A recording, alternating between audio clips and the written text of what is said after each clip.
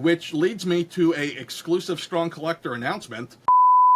Everybody who collects toys definitely has trauma at some point in their life, right? Dude, the entire card hobby's freaking wild. That right there should be a Nerdzoic exclusive. There you go. The three wise men of Marvel Legends. I can confirm or deny every single leak.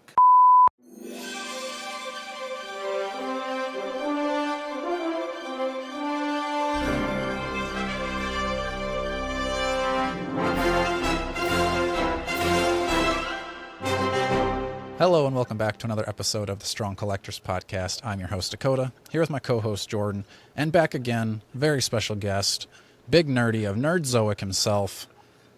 Today we're talking toys, talking toy industry, all the good stuff. We'll see what kind of secrets we can get Matt to spill. So, yeah, I started drinking my secret juice. I don't know what's in it. I asked my wife for a drink, and she said, all you have is vodka and protein.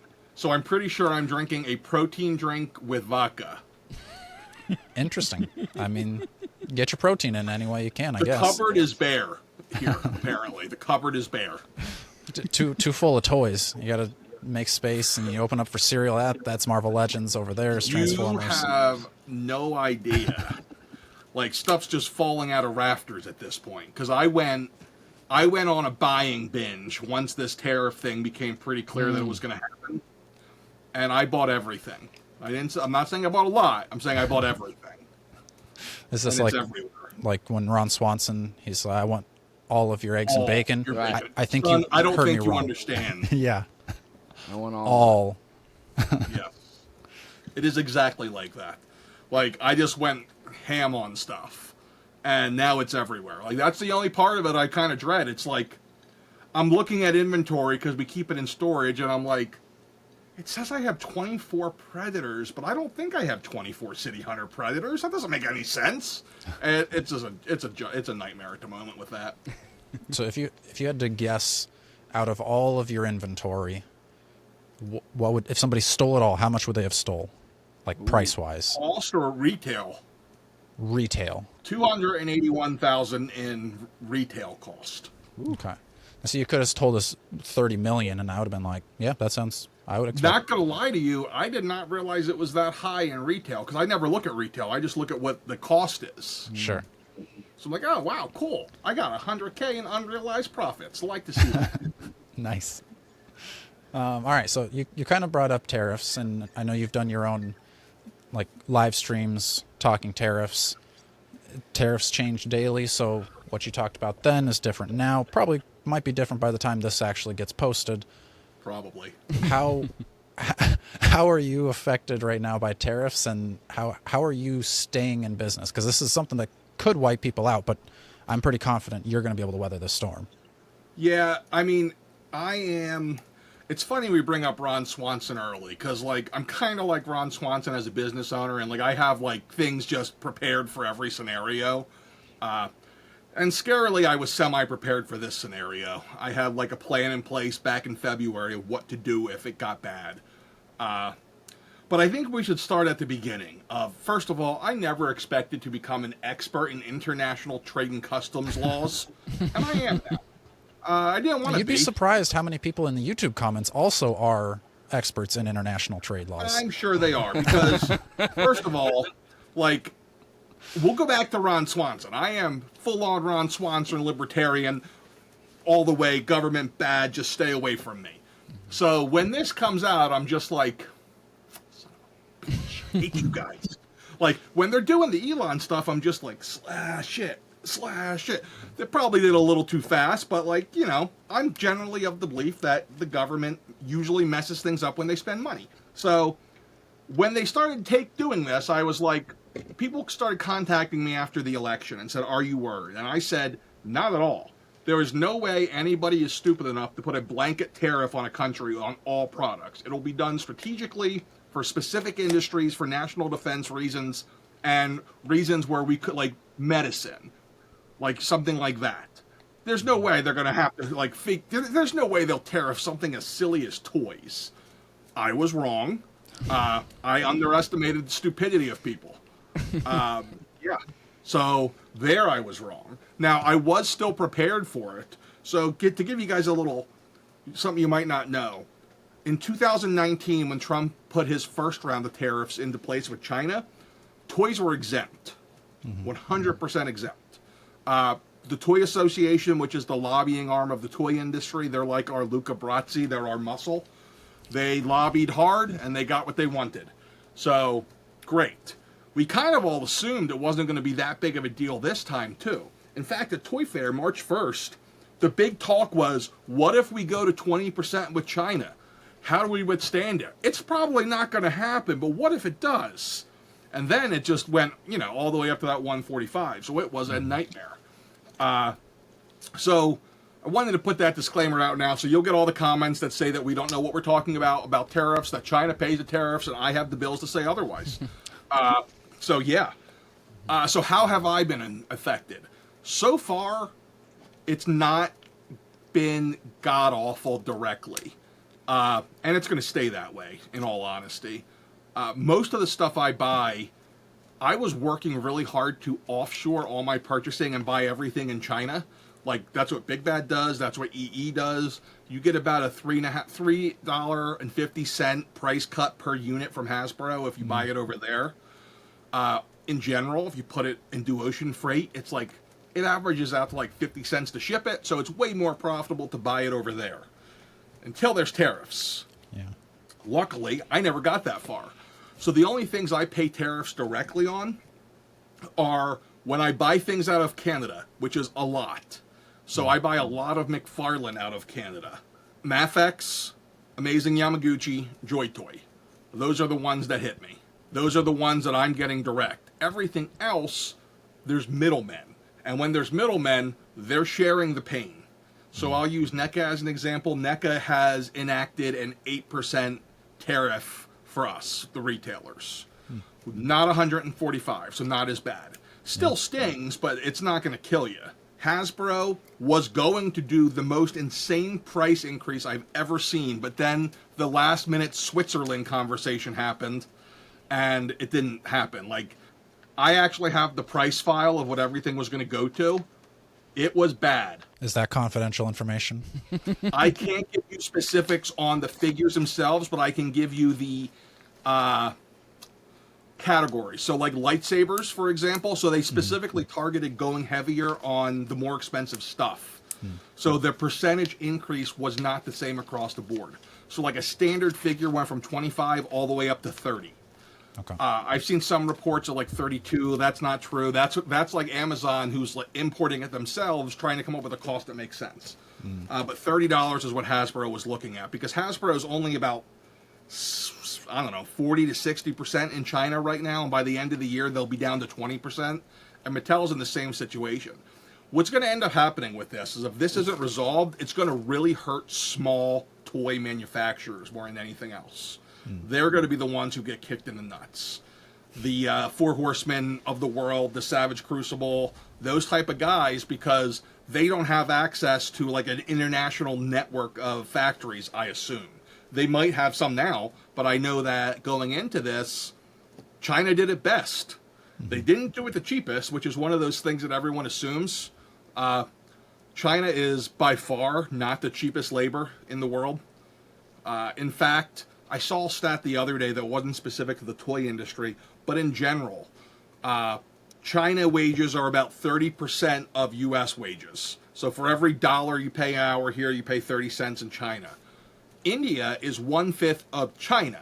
So like India is dirt cheap. So the real reason that stuff like toys is in China is expertise and infrastructure. It really doesn't have to do with the cost of it. And that's why you see Hasbro and Mattel have been moving over the years, because, hey, it's a hell of a lot cheaper to make this stuff in India and Vietnam. Okay, so we're moving production from China over to, I think Transformers is in Indonesia, right? Transformers is Vietnam, but there's also Indonesia, Korea, Thailand I've heard talked about, Colombia at one point before the tariffs hit there. But I thought the whole point of this was to bring jobs to America. Yeah, that's not happening. So first of all, this is where I start getting annoyed with people on it when they say that to me, because I'm like, hey, tell me about what factory job you work in. This is like where you get back to the problem with communism is everybody thinks that their job in the communist system is going to be an artist. And like nobody's going to be the laborers. No one's going to want to do the grunt jobs. Same idea here. The vast majority of people do not want to do blue-collar work. That's why you can't find plumbers, electricians, and HVAC employees. That's why those guys are making so much money if they do that and they're good at it now. Like, unskilled labor is still unskilled labor. Like, just because you bring it back to the United States and you say made in America doesn't mean that it just doesn't work that way. If it did come back, it would come back and be done by robots. And the jobs that are created would be managers of robots, which would actually be a pretty cool job. Like, you know, until they take over. They never take, until they take over. They never talk back. They're probably pretty productive. They don't take smoke breaks, I don't think. So, yeah, I mean, that would probably be pretty good. But, yeah, they're never coming back. I'm sure you've seen the clip of Trump talking about the country of Mattel. Have you seen that? I'm going to have to look it up. Yeah. Yes, he talks about, so the Mattel CEO was a little bit too transparent and said, he just said straight up, toys are never coming back to the United States. And he didn't give any reasons. And Trump said, oh, yeah, country Mattel, we're going to tariff them at 100%. They'll be out of business. Oh. And I'm just like, Mattel's not a country. But like, that's worse than I was expecting. Half the stuff that goes into the action figures, like the paint apps, for example, would not pass U.S. EPA / labor regulations. Like, you couldn't actually do it here. Mm-hmm. So there's that. There's the fact that the cost would be astronomical to the point where there's a curve here. Once the cost gets to a certain point where it's no longer viable, you just stop making the product. Mm-hmm. I mean, to give you an idea of how much the cost is, you didn't see Hasbro starting to build factories in the United States when 145% was a thing. Even at 145%, it was still far cheaper to have it made in China. Yeah. So it's just never happening, and that's the case of a lot of things. And if you want to get into the economics of it all, we are not a manufacturing-based economy anymore, despite what people seem to think and want. We're a labor-based economy. Or a service-based economy. Mm-hmm. We make all of our money in services now, and we should be pushing that and leaning on that, especially with us being in the AI revolution. But we're not. I don't know. That all makes sense to me. I sometimes don't understand why it doesn't make sense to other folks, but maybe someday they'll. I'm still. Well, I mean, like that's where you get lied to in it, like, and there's shades of gray in everything, right? So like you have people in government saying China pays the tariffs or the company can afford it, and they don't have to pass it on. Some of that's true in certain, it's like Star Wars. It's all true from a certain point of view. China does not pay the tariffs. However, China also can't afford to lose our business. So what they do is they'll cut the price down by 10 or 15% on things to help us. Then the same thing will happen with the distributors. The same thing's going to happen with the logistics people. Everybody's taking a piece of the hit, but we're all taking a hit. Mm-hmm. Then it comes down to, can you afford to take the hit and still be viable? And I heard yesterday was Walmart. Walmart's raising prices. Trump said, how dare they? They made billions of dollars last year. Yes, they made billions of dollars in profit on, I don't know how much they made in profit, but like they have like a 1.5% profit margin. The margin is extremely low, which means the margin for error is extremely low. So you can't really mess with it too much. Mm-hmm. So I know one of the things you're doing to kind of prepare and like adjust for these tariffs and everything is you're looking at previously owned collections. And that's something we talked about last time we had you on. And that was something that you were like, oh, no, I don't really want to do that because that's, there's too many SKUs and like, how do I do it? So now that, you're adapting to the times, how is that going so far? And kind of what's your plans with that moving forward? From being able to get product at a price where I can sell it slightly below market price, it's going very, very well. From a scalability, how do I get this done in a reasonable amount of time? There's too many SKUs level. It's going terribly. Sure. I bought about $10,000 worth of collections so far. Okay. They're sitting in a storage unit unopened. There could be dog turds in there, for all I know, because I haven't had time to sit down and go through it. Sure. Mike from the Modern Toy Fair podcast, he designed me some basic packaging art that I have, like card topper. I'm going to bag it all, but like I want to do it right. I don't want to half-ass it. I want to full-ass it for sure.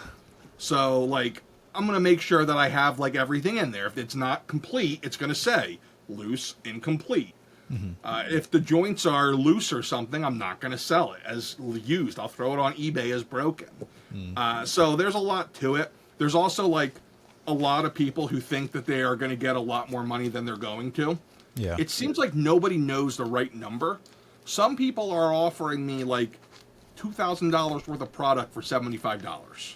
And I'm like, bro, I can't, as much as I would like to do that, Right. my morals are not allowing me. But then I got other people who are trying to sell me the Eternals wave and stuff. And like they're 500. calculating them at like an average of $40 a piece to me. And I'm like, Yep. this ain't going to work. Yeah. Like, I can't sell a loose Eternals figure for more than $4. So, I think Dakota's been looking for an Icarus for years now. So if you Listen, got Dakota, one. I'm your guy. I'm your guy. He's actually Throw them army in the building. box. He's army building Icarus. There you go. Listen, I'm planning on throwing, because it seems like every good collection has a set of 5 Eternals in it. So I'm basically calculating their value of 0. So if I can sell the whole wave with a Build-A-Figure for $12, it's a win. Right. Like, I think that's about the going price for them. sadly, it's not quite that low. According to Action Figure 411, it's closer to $40 for all 6 of them. Thanks to Gilgamesh being half of that. That But- makes sense, I guess. So far, I've only been doing Marvel. It's been cool because I've gotten a lot of, like, I don't want to say grail pieces, but I've gotten a lot of stuff that people are going to want, like Daredevil 3-pack. I got some of the Janet and Hank Pym 2-packs. But here's the thing. What's going to happen when I go to sell them and people say, oh, this is a scalper? No, Yeah. I'm selling them for a markup of what I paid for them. Would you Right. rather I rip that person off who I bought it from? So I don't know how it's going to go. I really don't. I think it's going to go. I really am enjoying the loose figures because nobody else buys them. Like nobody buys loose. So basically, I'm trying to average about $5 a loose figure on average, so I can sell them for 10 to 15 somewhere in there. And because it doesn't make any sense to ship a single $10 figure, like I'm setting up bulk discounts, so like buy 5 loose figures, get 10% off or whatever, so I can get the average order volume up. But it's definitely a struggle. Not a struggle, it's a challenge. Which leads me to a exclusive Strong Collector announcement. So the challenge has been so hard that I have decided that we can no longer contain it inside of our home and storage units. We are looking to leave our location and find a new home. It's going interesting. Okay. We decided this 3 weeks ago. We looked at buying a place first. I'm like, no, we're not going to do this landlord thing. That's for suckers. So I looked at a church, Right. and I really wanted the church, man. 7,000 square feet, about $250,000. Yeah, it would have been perfect. But then I went through the zoning requirements, and I would never hit them. I would never get them to flip the zoning to allow me to do what I want to do inside of there. So that was out. So then I kept looking, and everything I found, my wife would go, no, that's like 20 minutes away. That's too far. And I get that that sounds crazy, but the fact is, we have to assume that it's going to be the 2 of us as the main 2 employees. So unless I want her to only work from 9 to 3 on weekdays, I need it to be close by so that she can leave and go get kids or take kids to school and whatnot. So we moved to, all right, we're going to rent a place. So I looked at a place the other day. I'm looking at 2 places tomorrow. I'm hoping to make a decision this week on where we're going. Wow. Yeah, it's exciting. That was one of my questions, because I know last time we talked, I think that was maybe around the time you were looking at the church and you were kind of back and forth of whether you were going to do a physical store location. Is this new place going to be a physical store, or is it just going to be... I go back and forth on that too. So, new place. I'm thinking about carving out a very, very, very tiny store area where I can use it to offer... See, I don't know how I want to do it, because, like, I don't want to be like a junk store where it's like I want it to look more like a brand new toy store. So what I think I might do is put a very small selection of stuff out on display in the store. And actually, I was thinking about using a lot of my collection to set it up and just to look cool, build dioramas and stuff. But and then have like kiosks where you can go in and place your order from the warehouse, and then we do it and bring it up to you. Just from an efficiency standpoint, I think that makes the most sense. Talking to some others who are of similar volume, Toy Snowman Canada, he actually has his place where people can come in, but then he has to look and see if an item's sold before he lets them buy it. Because like we have items that are already committed but waiting for other things. They just sit on the shelf waiting until it's time to ship them. So if someone's like, "Oh man, I can't believe you have this." "Oh yeah, sorry about that. That's sold." So I don't really want to do that. But the other end of it is I've been toying with some other things we'll get to. And I really need some brick and mortar for that. So I'm thinking about setting up something small, but then the new problem becomes, crap, I got to hire somebody to run it. Because if I do it, I will get nothing done each day. If you can't tell, I like to talk. And every single time somebody comes in, I'll be talking for an hour to each person. So even if we get 5 people a day, that's 5 hours of my day where I do nothing. Right. So I thought about like wheeling my mom in wheelchair style, putting her behind a register and saying that hey, I'll buy you smokes or something to do this. Like I can do that. I don't know. We'll see. But I've gotten into trading cards. Okay. Too. Made in America. No Nice. tariffs. Perfect. Those Pokemon, those people are nuts. Yeah. That's my brother-in-law. Anytime he passes a Walgreens, he's got to go in and check it out, see if they've got the packs he's looking for. Like, it's a crazy thing. So, things are selling for like 4 times retail price right now for Pokemon. Because Pokemon can't print enough to meet the demand. And if they overprint, then it becomes worthless. So they're like, okay, everybody, good luck. So when I get stuff, it's usually, if I don't, like I mark it under market price, but if I don't get semi-close to market price, within 20 minutes a scalper will buy it all out. Sure. So it's like, okay, do I make the profit myself or let somebody else make the profit? So that's why I mark it up a bit. So it's definitely an interesting thing. I don't look at it the same as toys with scalping. But yeah, Pokemon's definitely an interesting thing with that.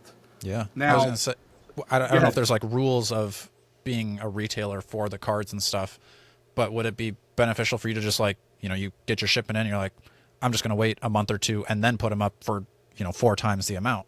You could, but like, I don't understand it enough to do that. Oh, 2 showings tomorrow. Just got an email from the realtor.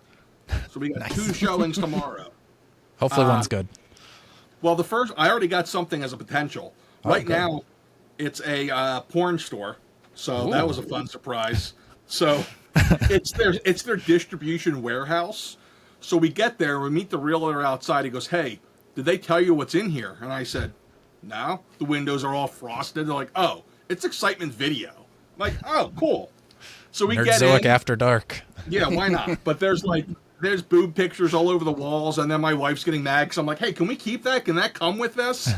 It was pretty funny. But then there's also it's like health class. They have diagrams of the inside of a vagina. I'm like, why is this here? This doesn't seem to make sense. Also, apparently all porn stores are now also tobacco stores. I don't know when that happened. Yeah, I couldn't tell you. I've been out of the game for a while, so I don't know. But somewhere along the line, they figure it out. Wow, there's a synergy between vaping and porn. So we're going to sell both. There you go. So we looked at that.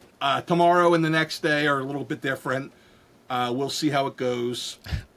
But yeah, From church to porn store. Yeah, listen, I'm an equal opportunity guy as long as it makes me money. There you go. My realtor's like, "Listen, I don't think this is a good location for you." I'm like, "Why?"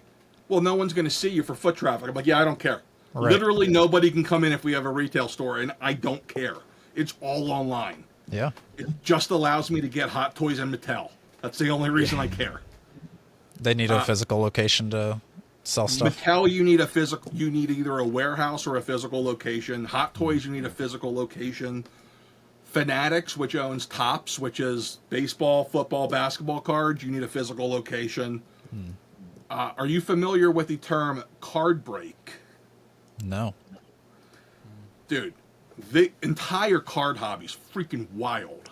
Okay, it is a different animal. So you can download 2 different or 3 different apps right now. 24 hours a day, there's at least 15 people on there live streaming, selling cards, where you buy into a break. A break is someone says, like, all right, here's an $800 hobby box. I have 12 of them. You guys can each buy a team. Everybody buys a team. Once it fills, dude opens the case on camera, and whatever, if you had the Eagles and you pull a Jalen Hurts $20,000 card, you get it. Wow. Even though you paid $200 to get in. Now, the odds of that happening are super low, but there is a gigantic gambling component to it. Sure. And it's not just sports. I've been doing some market research. Disney. Like, my wife and I are watching these women do these breaks, and they're, like, charging $150 for Frozen cards. Wow. And I'm like, I don't get it, but there's a market for it, so Yeah, we're exactly. there. Who knows? Yep. Like I you told said, my if it son, makes you who's money. 11, I'm like, you want to open cards, right? Cool. You're a breaker now. Congratulations. I don't feel like doing this at night. I was gonna say they're getting old enough they can be the employees and start running the cash My son's register. already pretty good, but he's like, listen, you guys are young, but this is really young. They're like, oh, Dad, I can't work more than 3 hours in a day. And I'm like, oh, yeah, pull up your pants, buddy. Don't want to hear that. You're talking to the wrong person. Yeah. I heard you talking on one of your live streams that he was like, oh, we're rich and blah, blah, and you're like, we're maybe not struggling, but we're not. Yeah, so like there's a parenting tip for you. So every generation of parents pick specific things that were their traumas growing up and then overcompensates to make sure their children don't experience them. I grew up constantly financially anxious. Like, oh, Mom, who's that guy taking pictures of the house? Ah, damn it, it's the bank again. We must be behind. My dad literally sold his diner because he was afraid that I was going to they were going to put a hit out on his kids or something. Because he owed a lot of people money. So, yes, finance is definitely a major anxiety thing for me. So we never talked about it with our kids, good or bad. They always got paid an allowance from the time they were 3 or 4, where like each job, if you wash the dishes, you get $2. If you don't wash the dishes, you lose $2. And then at the end of the week, we'll see what you got. And then they have to like save a quarter of it, give a quarter of it. I don't know. My wife does all that. But yeah, I don't know where we thought we were rich because like I hide everything. Bad, good, doesn't matter. And so now I'm just like, oh, you think this? Okay, cool. I'm going to be the cheapest MFer you've ever seen. Dad, can I get a new bat? No, there's nothing wrong with your current bat. Dad, can I get a new bag for my baseball stuff? No, here's my old one. Like, you want to see cheap? I'll show you cheap. There you go. All right. We did this before. Hard pivot. Depression.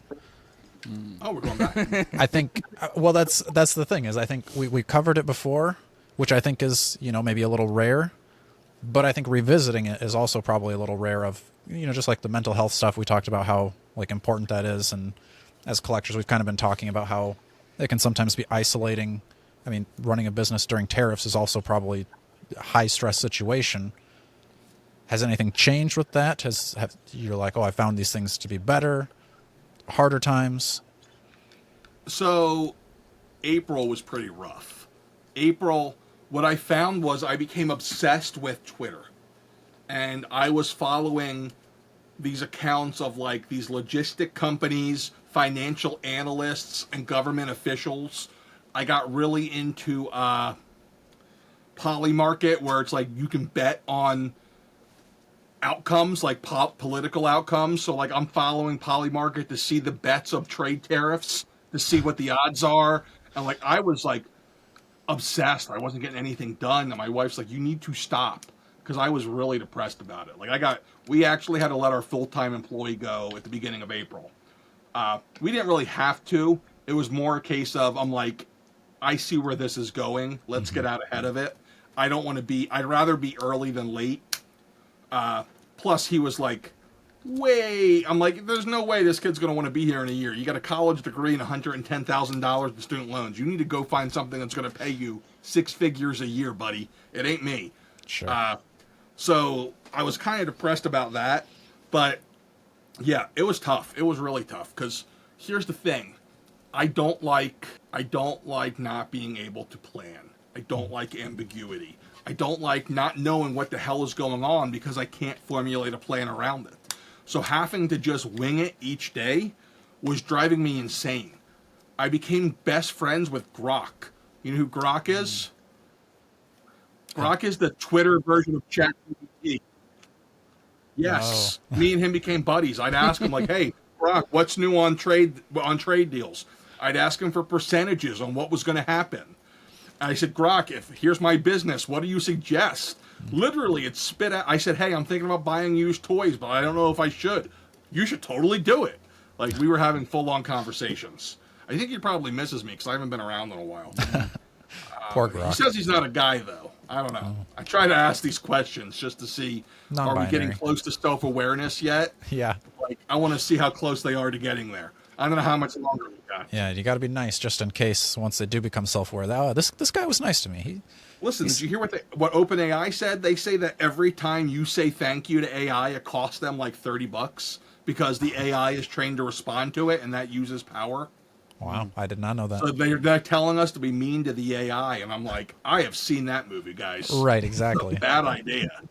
You Like, spend the $30 so I don't get eaten by the robots. Yeah, like why don't we just give the AI James Spader's voice now then? Yep. Like if this is what we're gonna do. But yeah, it was pretty rough. I'm not gonna lie. Spring came, rain stopped. That always helps me. But yeah, it was definitely rough for sure. We've been in I was in a little bit of rut. Like I'm in a basement working all day, so getting out of the house and knowing that we're gonna be out of here soon helps a lot. Because I want to be able to, like, I'm probably the only person in America that says this, but I want to go out every day. I don't want to work from home. And it sounds weird, but there's no separation between work and home. Yeah. And I miss that. Yeah. I was wondering, Matt, is there any difficulty? Because I think when we talked last time, you shared how it was like, toys and collecting really helped out with a lot of the stressors and mental health concerns going on. I guess when it becomes like maybe there's some stress coming from toys, whether it's selling or whatever you're doing on that side, like does that kind of blur the line of enjoyment of toys or how you can... It absolutely does. Toys don't help anymore. Yeah. Toys don't help at all anymore. In fact, I haven't watched a toy YouTube video in close to 2 years. You've been missing a lot of good Strong Collector content, I'll tell you. I might be. But, like, between the fact that, like, people say things that anger me, like when I hear people say, "Oh, just pre-order from every place and then cancel whoever doesn't get it first and screw them over," I'm like, "Oh, you mother..." Between that, the amount of misinformation that goes on in the toy industry YouTuber space, and it's kind of ironic because there was a lot of stuff that I put out there before I started the store that I thought I knew that it turns out I didn't know. Oops. Yeah, surprise. But, yeah, there was just a lot of that. So, like, I just don't get it like that anymore.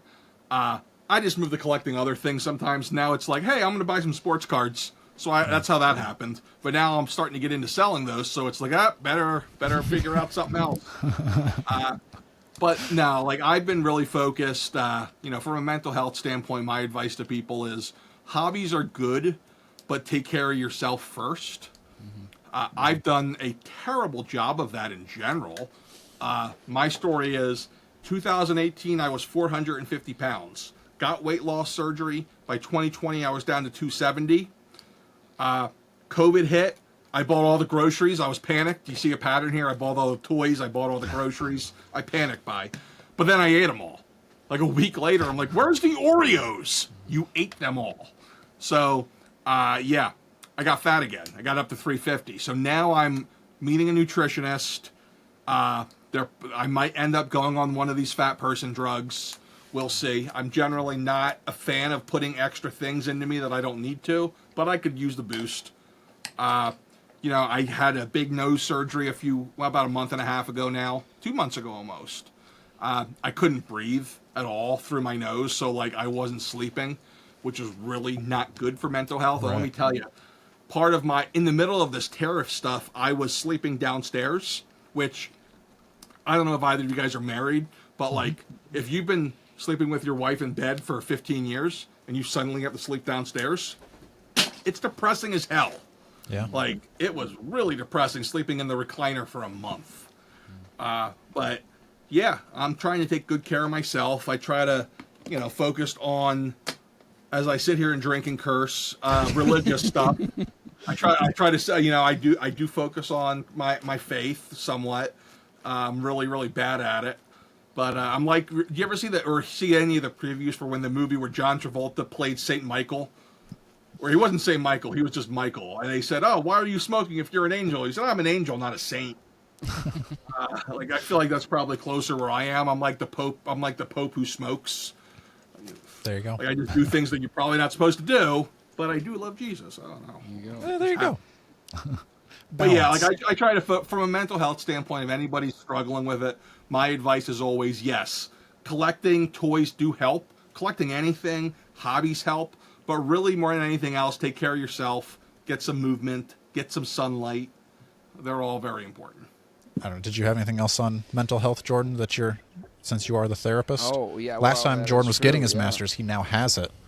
Oh, That wow. is So right. I Yes. so here's a fun one for you. In my journey of taking care of myself, my wife's like, "You have so many issues. You need to go see a therapist."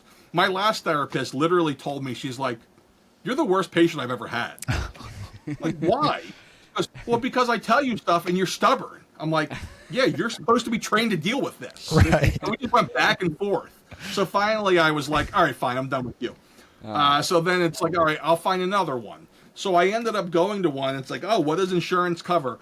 I end up in what was the trashiest therapy office in the world. It smelled like my grandmother's house in 1995 with cigarettes. Oh, no. Like, I swear, like the therapist was just like, she came inside to come to get me. She's got tattoos all over her chest and stuff. Like, nothing wrong with that, but like, hey, why is your chest exposed? You're a freaking therapist. But then like starts asking me questions. Have you been molested? No. Like asking me all that, and then it basically comes down to, why are you depressed? And I'm like, I guess I shouldn't be here. Probably not the right place to be, huh?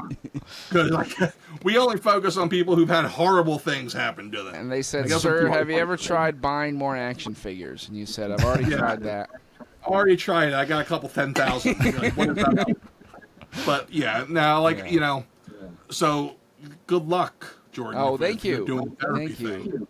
Yeah. Yeah, I'll You learn might from have that something like experience that. there. I at least try. I've had my McFarlane Batmobile in my office before, and I don't know if that would have made a difference if you had met somebody that had at least some action figures in there. But people seem to like it. So that's funny you say that, because in general I end up in places, and the only reason I even ever agree, like the couple of times I've gone, is I'll like, to prepare myself, I'll watch like the first couple of seasons of The Sopranos, so I can tell myself, Tony can do it, I can do it. And I get there and I sit there and I'm just like, the fuck is that over there? Like, basically I'm Tony Soprano watching this. It's bad. I get nothing out of therapy. I've come to the conclusion that therapy does not help me. I am better off just going outside.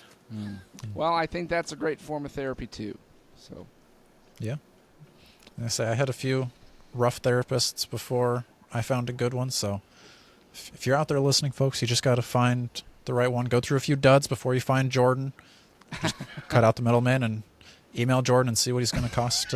Yeah, be like, Jerry, Therapy what for toys, huh? do you accept? Yeah, listen, you can find yourself quite a nice niche there, because I'm pretty sure all of us have some trauma in the toy industry.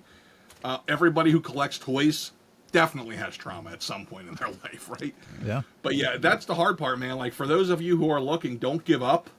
If you especially if you need help, because they're out there. They're just not easy to find. All right. We can pivot back to the more collector normal stuff now. Normal. We talked about you getting into the into trading cards now.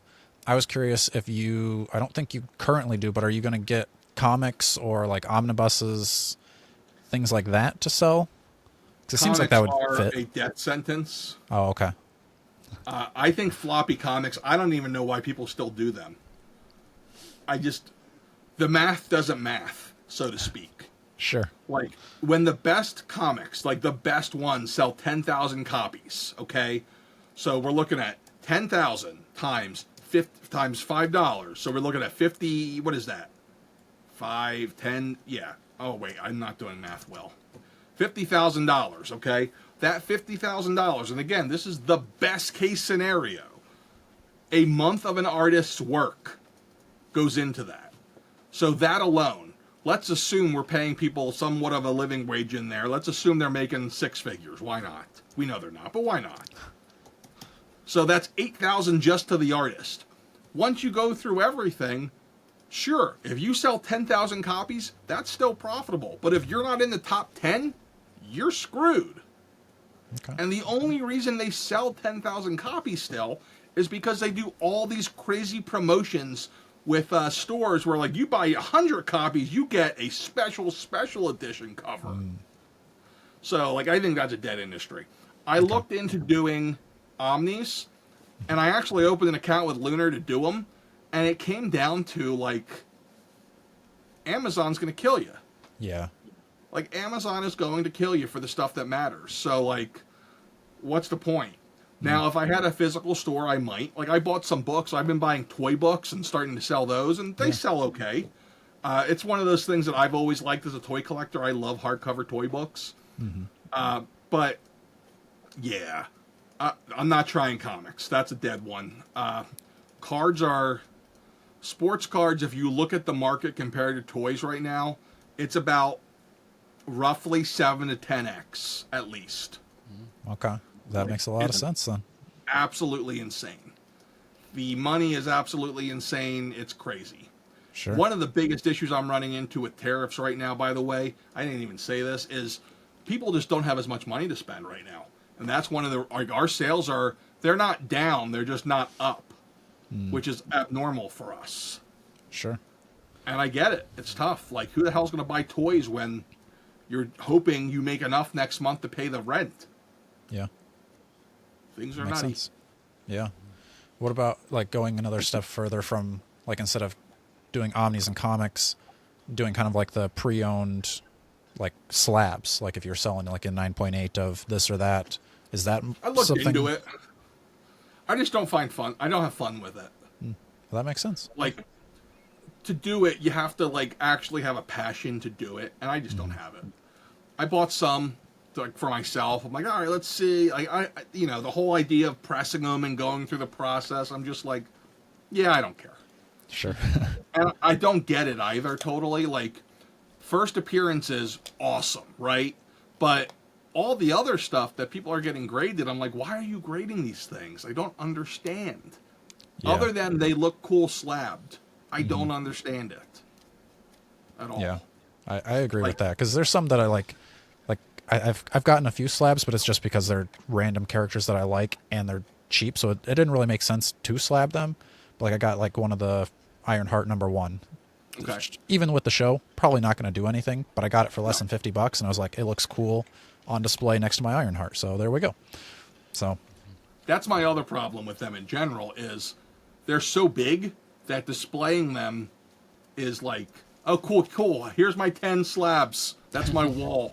right, yeah, that makes sense. Makes it kind of hard. Sure. Makes it kind of hard. And also, like, in the card game, there's so many things that they do. There's just no innovation in comics anymore, and it's really sad. And I'm watching other collectible industries do things to innovate, and it makes me like the sad Indian when someone litters, cry for comics, because they just don't try. Fanatics, since they bought Topps to do the sports cards, they're throwing like, this year for wrestling cards, they had the wrestlers wear a little WrestleMania patch on their tights at WrestleMania, and they're going to make a card out of each one of them. So, like, they make memorabilia cards that have, like, pieces of a baseball bat, pieces of a glove, pieces of a jersey that's game worn from a specific game. And that stuff is so cool, but with comics, we can't even get autographs. Like, what are we doing? Yeah, understandable. We got special covers. And it seems like there's really not that much investment payoff for comics as much as there used to be. Like, I think that's kind of the problem, is there was, and then everybody was like, oh, there's a big payoff, and then that kind of killed the payoff. So Yeah.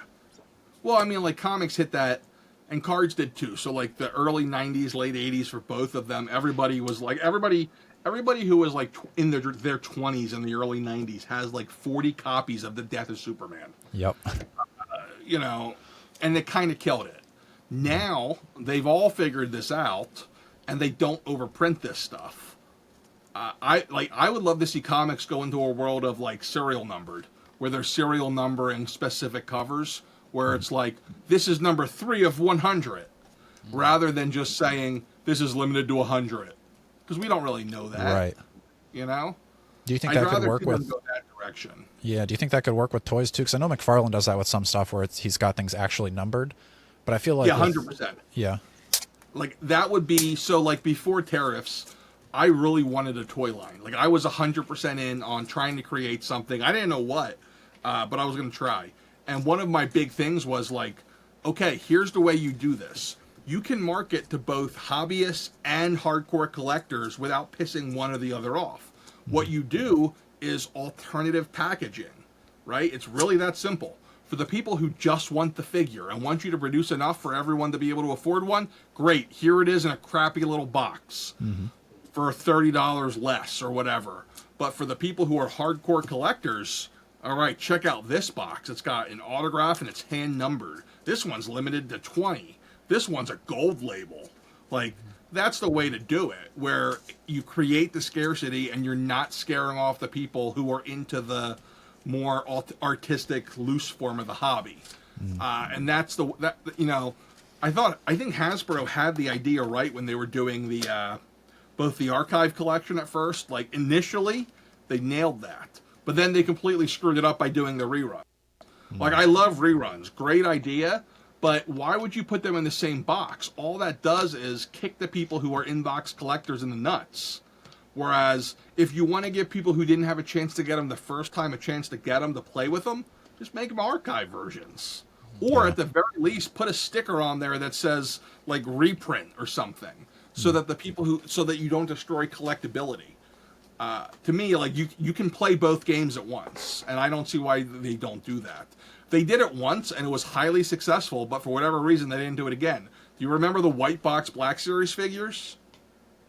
Vaguely, yeah. I don't do a lot of Star Wars, but yeah. All right, so they did a single wave where it was first day of issue. White box. Every place got like a case or two of it, and then they were gone. And all of those figures go for stupid money now, even though they have them in a black box. So if you want them, you can get them. But if you want the white box version, you're paying a premium. And it incentivized the hunt, too. So, you know, they killed that. Sure. It's such a simple thing to keep. Like, I don't know why you wouldn't do that. So you had mentioned kind of like starting your own toy line. What about doing an exclusive? Because, like, I was thinking of, like, doing Four Horsemen. Like, they do the Skullman for ZoloCon. They did a couple ZoloCon things. They did the... whatever the G.I. Joe, not G.I. Joe, but like that looking Cosmic Legion. Have you thought about doing like a Nerdzoic exclusive Legion? I have. Not with them specifically. So, like, again, it comes back to like how financially conservative I am and risk averse I am. Bobby Valla approached me about it about a year and a half ago, and he showed me a version of his Praetorian figure, and I'm just like, nah, nobody's going to want that. Biggest mistake of my life. Dang. One of the biggest. I would count it in the top 3 mistakes I've made in the toy industry.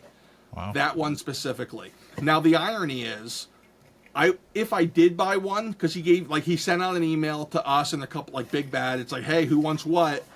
And my first pick was they had like one of the guys with like night gear on. I'm like, oh, that guy looks great. And Big Bad bought it. But Big Bad can't sell it now. It did not go nearly as hot as I thought it was going to be. So it was kind of a double-edged sword. I thought about asking the Four Horsemen about doing that, and I thought about doing that. It's one of those things of, like, what would I want? And I don't have a clue at all. Like, I think it'd be really fun to make something just completely out of nowhere where it's like, all right, we're going to use specific colors to specific things that I care about. Like, all right, we're using the Midnight Eagles green for soft goods. All right, that's the plan here, gang. Like something like that. Like I'd love to get there eventually, and I think I will with the exclusives. Generally, companies don't approach you; you have to approach them. Sure. It will never happen with like Hasbro or anything. They don't really do that anymore. I wouldn't want to do it with McFarlane because, like, if you ever look at the exclusives they give BBTS, it's garbage. Yeah. It's like, here's a red and black version of a random character. Right. Very, very specific look. Yeah.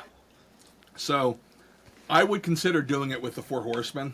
I've also talked to, I haven't talked to them in 4 months, but the Meta Travelers Legendary guys, they talked to me about it as well.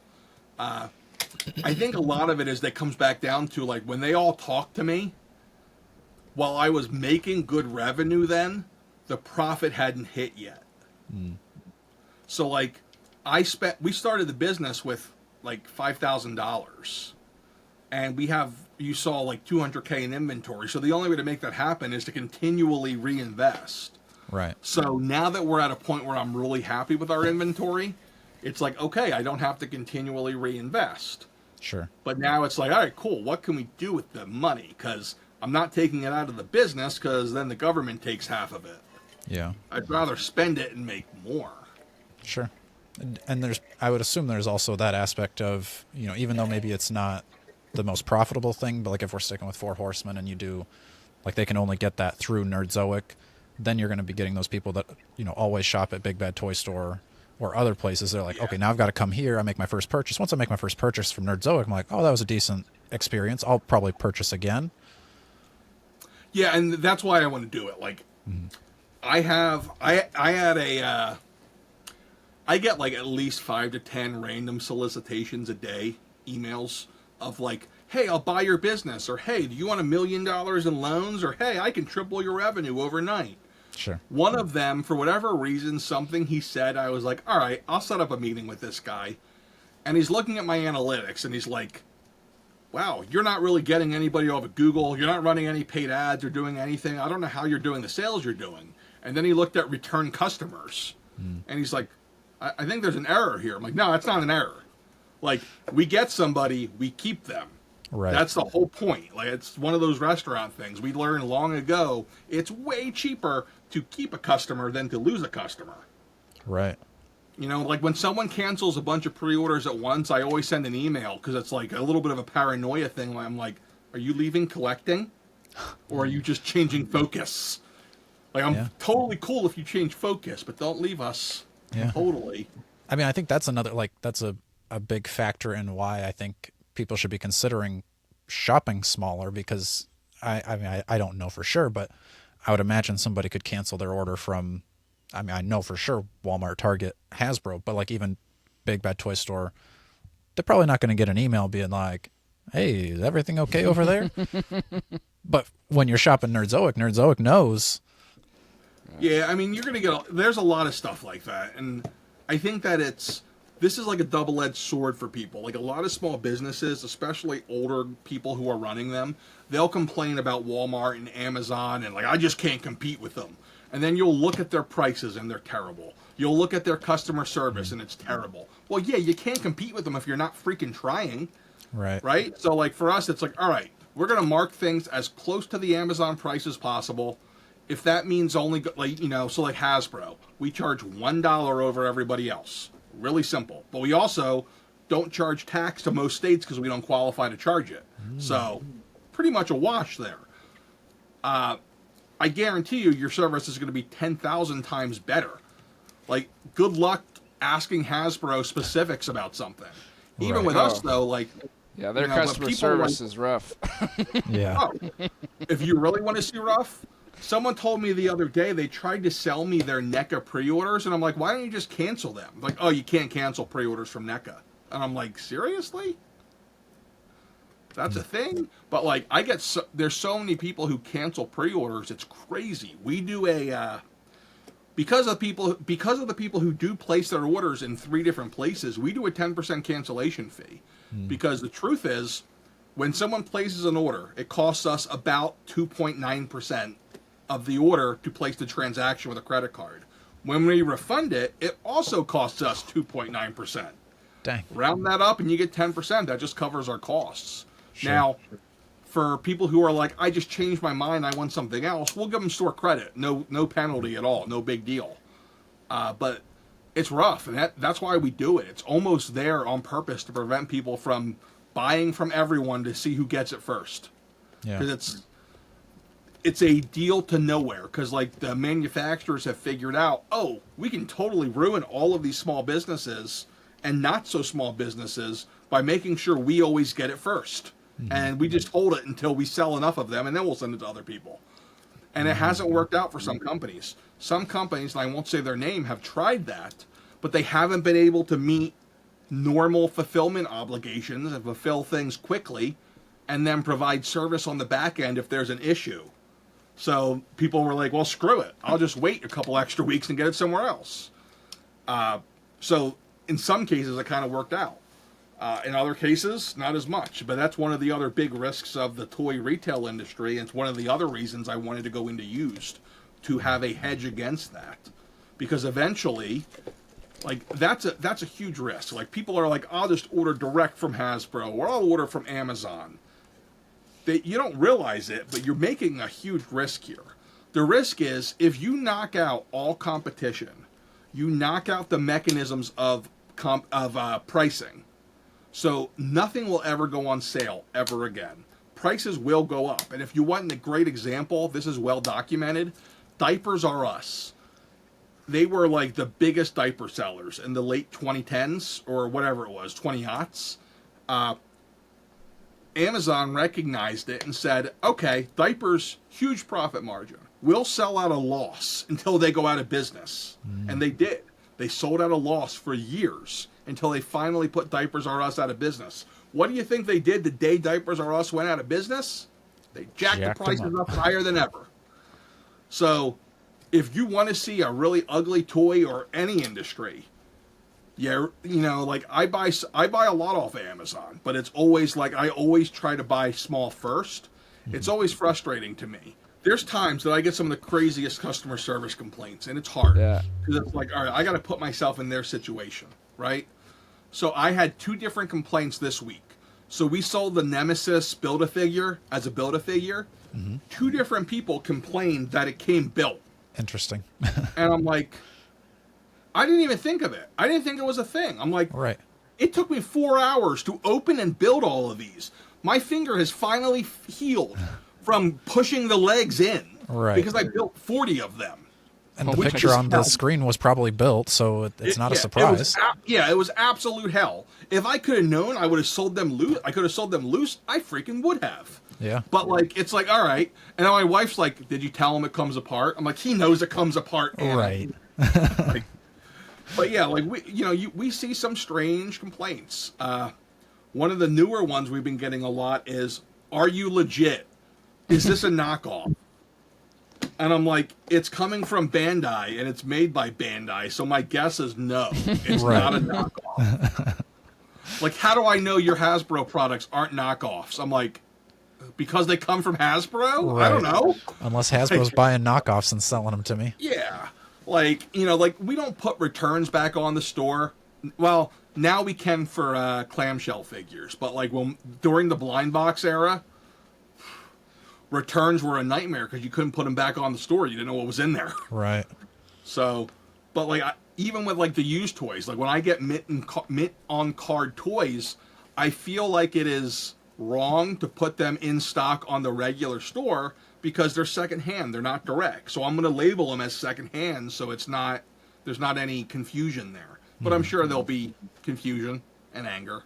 Yeah. Or like another one is, we were getting absolutely destroyed on customer service inboxes where people were contacting us on Twitter DM, Twitter comments, Instagram DMs, Instagram comments, Facebook DMs, Facebook comments, YouTube comments on random videos asking for updates on their order, YouTube post comments, emails, chat. I couldn't keep up. It was insanity. And then the worst part was people would send stuff to all of them, hoping they just got us on one. So I said, you know what? Here's what we're going to do. We put a little chat feature in the website. All right, cool. This is really easy to monitor. All of the conversations sync to their account, so it's really easy to figure out who talked to them. We'll do this. So I put like auto responders up on all of the emails. So as soon as you get an email, it'll say this email is no longer, like nowhere on our website does it mention info@nerdzoic.com, which was our old customer service email. So if someone emails it, they'll get a responder saying, hey, if you have a business question, Matt@Nerdzoic. If you have a customer service question, do this. Without it, all the time, people will respond to it. Like every once in a while, I'll go in there just for shits and giggles, and people will have like, why is no one answering me? And they have all of these autoresponders they're not reading. And I'm just like I even at one point I was paying $300 a month for customer service software to combine all this stuff. But then it's like, okay, I recognize that for toy collectors, one of the most important things is price. So that means I need to keep overhead down to keep prices down. So software like that is a waste when I can just say, here, go here, and we'll talk to you. But yeah, it's one of those catch-22s, I guess you could say. Sure. You mentioned that you don't really run a lot of ads and things like that, which makes sense because, you're a pretty big YouTube personality. However, I haven't been seeing a lot of videos from you, Matt. Are you going to keep doing YouTube? Are you done with YouTube? You kind of talked about doing a podcast, but I never got an invite to be a standing invitation. Never been a podcast. There's never been nothing. I don't know what I'm doing, in all honesty. My plan has always been to go back and do more YouTube again. I still got my producer and my editor emailing me every week. They're like, hey, buddy, you ready to do a video? And I'm like, no. It just become so much more difficult because it's like, what can I say versus what can I say? Yeah. Where can I add value without hurting anyone's feelings? Where can I give some insight into the industry that people will find interesting without giving away industry secrets? Sure. I've kind of got a good idea there on what to do and how to do it, but like this entire place is so overwhelmed with stuff. Like even in my chair where I do the videos, I have boxes of toys stacked right now. My hope is that when we get moved in and everything's set up, that I can go back to doing at the very least a weekly podcast or weekly videos. The planning of videos is just so cumbersome for me sometimes because like I go down rabbit holes, especially like the toy history stuff. Like there's been videos where there's like 5 hours of pre-production and I just don't have the time for it at this point. And the other thing is I really lost a little bit of the creative edge for long form videos. Like I've been enjoying watching short form so much more that I don't know how much long form I'm going to go back to. Like short form is so much more fun. Like there's so many more things you can do. There's so many more jokes and little gags you can do. You can get stuff up in like 4 minutes. It's like a different game. Yeah. Now, once we get into a place, I'll build a new studio. I'll make more space. I really want to do more product-focused videos because I have the product here. Like, why not? Like, hey, here's what a $50 Haya Godzilla looks like. Here's what a $300 Bandai Godzilla looks like. Let's compare them. Yeah. Like, I can do that kind of stuff. I just don't have the physical space or ability to do it right now. Yeah. No, that's a good idea for content. Because, like, I mean, looking at, like, a lot of the big videos, like especially Mr. Beast doing, like, $1 this to $1 million that. You could do that with some of the toys, like, a $1 Optimus Prime that's like a Happy Meal up to the self-transforming whatever that one is that's like $1,500. And that's the other thing. Like, I've seen some people who are not in the toy space, but more in the tech space do that. Like $300 or $30 Hulkbuster versus $300 3-0 Hulkbuster. Yeah. And I think I could do those really well. The other piece of it is I do enjoy... I don't want to say negative. Like, I used to do those worst of lists, and I had a blast with them. Yeah. But once I had the store, I'm like, do I really want to do that and, like, hurt people's feelings who are sculptors who I might end up working with one day? True. So it's a catch-22 in that sense. But on the other hand, now I'm like, they can take a joke. They'll be fine. Sure. So... Like, I have a list in my phone. It's like, I want to do a worst faces video. Oh. Because there's so many bad ones. Yeah.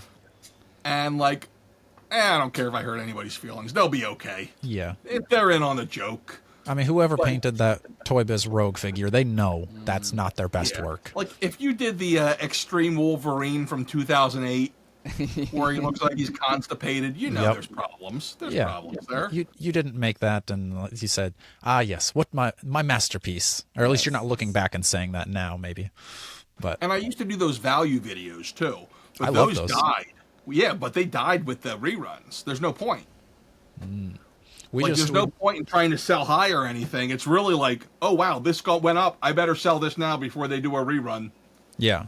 We just did an episode. Go back and watch our recent episode talking about like sell these figures now, because we're talking about like the cell shaded Daredevil is going for like 150 by himself, and stuff like what should you hold on to because they might not make it again, or what should you sell now because it's there's leaks of a new Daredevil coming, so sell this hot one off, buy the new one when it comes. That type of stuff. And that would be the other thing. I can confirm or deny every single leak. True. So it's like, oh, how do Would I you like talk to- about this? Go ahead and do that for us right now. And Start. here's what I can tell you. I'm trying to remember who it was. Most of the leaks that you've seen for the second half of the year, I would say 90 to 95% of them are true. Okay. I've only seen like one or two that are wrong. Interesting. And it's like, it's one of the things is it's so funny. Like, so Maximum Spider-Man, they did the reveal, and all of the discourse online is how much is it going to be. Yep. And I'm sitting here looking at my line plan, and I'm like, it's $49.99, but they didn't. So I guess I'm not supposed to announce it. So, because after that whole mess with the Black Series reruns a few years ago, I'm like super cautious not to say anything I'm not supposed to.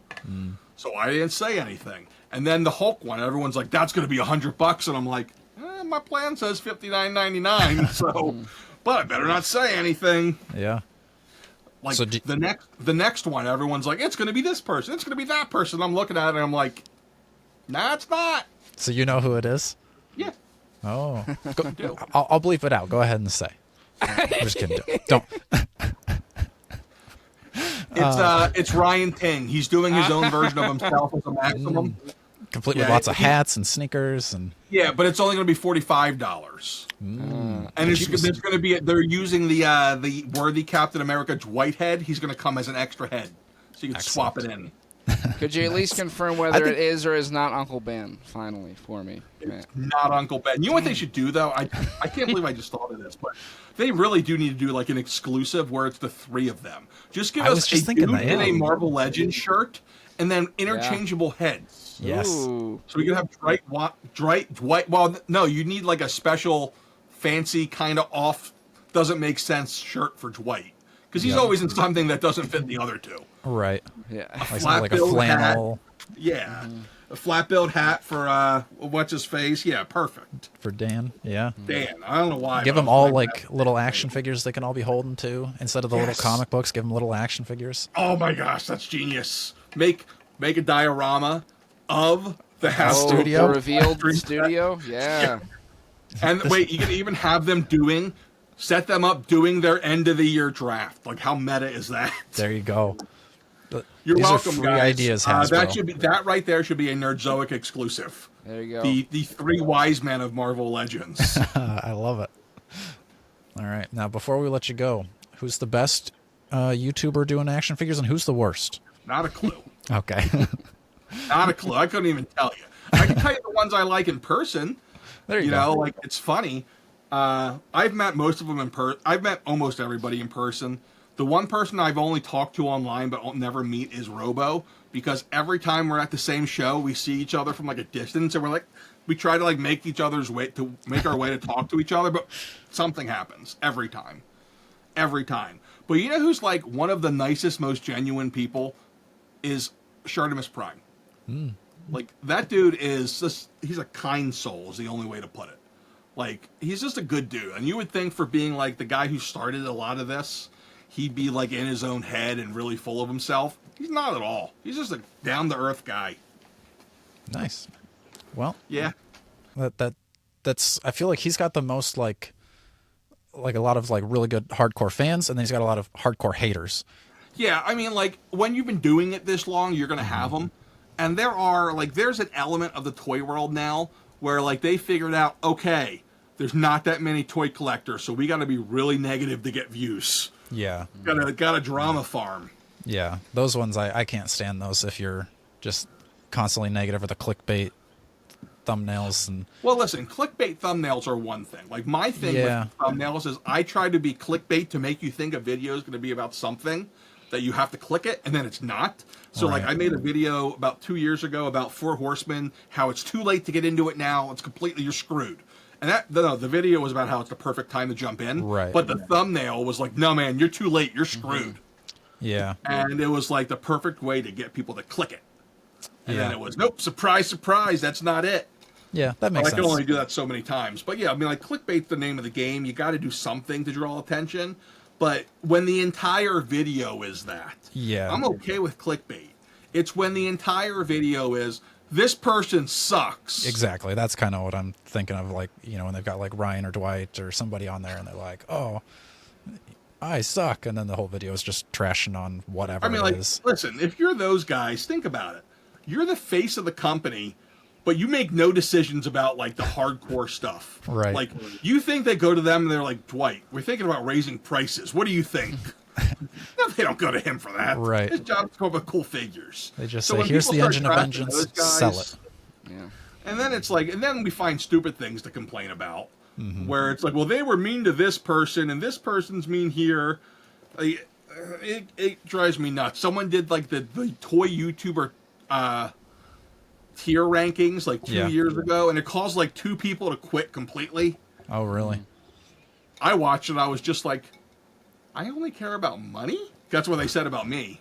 And I Oh, was because like, you did like the value rankings and yeah. stuff. And Yeah. I'm like, ironically, that's not inaccurate off the camera. Like, I'm very money focused and business focused. right. So yeah, maybe I gotta. But like, it really was kind of like, oh wow, I need to appeal to people who aren't just into the money stuff; they really are into the other stuff too. So, but you know, some people, it's hard to take criticism. Yeah. Where did you rank on that list? I was in the C tier. C tier. Okay. I've never watched it just because I'm like, they didn't mention us, so really, how much do they know? So if they mentioned us, It's always I'll fun. watch it. It's always fun when I'm on somebody else's thumbnail and I see my logo and I'm like, uh-oh, here we go. Oh, Like, what's, there were what's some, going like- on? Yeah, there were some like Nerdzoic post show or Nerdy's post shows or Nerdy's response videos. This is our response speech to the nerdies. Yes. That's great. It's like this Yeah, and it's reunion. like that's exactly what it felt like. Like, literally, I'm like completely desensitized.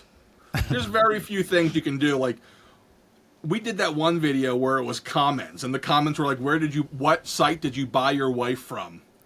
Oh, nice. And I was like, Anna, where did I get you from? Banana bread. Oh. Like, it doesn't take much it takes a lot. Yeah. There was one, we got an inbox thing after Anna was on a video. Your wife's got really nice boobs. She should be on more videos. Except they didn't use the word boobs. It was much more vulgar. And I was just like, thanks, I guess. Showed it to her. She was really happy. Well, there you go. It helped her self-esteem. Right. And then she showed up in more videos, and She's views always went trying up. to be in more videos. But here's the thing with my wife. She can't be in scripted videos. Like, Makes they sense. can't even be bullet pointed. Because she'll be like, Matt, why are we talking about this today? Sure. It's like the world's worst acting. She just can't do it. And, like, I'll be directing her, and I'm like, cut, do it again. Cut, do it again. Cut, do it again. But if I just have a conversation with her, I can't show her the bullet points ahead of time. All I can do is lead the conversation, and then she's great. But otherwise, whew. Some More- talent, man. more Some of a- talent is hard to work with. Does more method acting then, you know? It's got to be real. All right. Well, thank you for joining us, Matt. We won't take up any more of your time.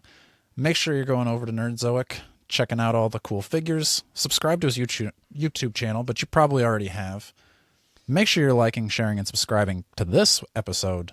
And until next time, stay strong.